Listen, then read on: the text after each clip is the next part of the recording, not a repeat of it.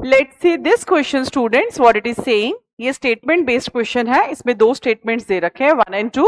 What we need to do, we need to read both the statements. 1 and 2 दोनों हमें read करना है, और फिर इसमें ऐसा होगा या तो दोनों ही स्टेटमेंट्स करेक्ट होंगे या दोनों ही इनकरेक्ट होंगे, या फिर एक करेक्ट होगा और एक इनकरेक्ट होगा। तो रीड कर लेते हैं।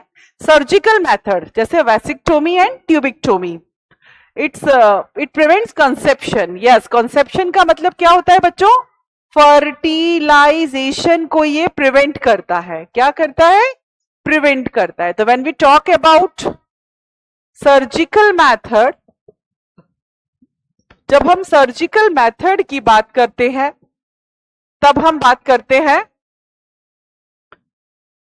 मेल के अंदर वैसेक्टोमी की, जिसमें वास डिफरेंस में कट लगाया जाता है, और फीमेल के अंदर हम बात करते हैं बच्चों ट्यूबिक्टोमी की।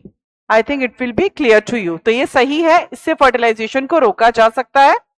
Surgical intervention facilitates gamete transport. No, it prevents gamete transport, it blocks the gamete transport. Facilitate नहीं करता है, ठीक है ना, blocks, it should be block.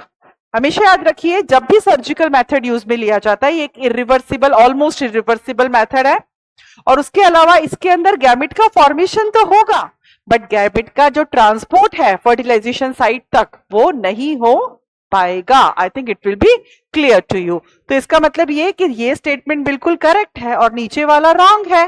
सो इसका होगा statement 1 is correct and statement 2 is incorrect. So it is like this. इस तरह के क्वेश्चंस को करने के लिए स्टूडेंट्स आपको एनसीईआरटी की लाइन टू लाइन क्लियर होनी चाहिए। Got it? So it is like this.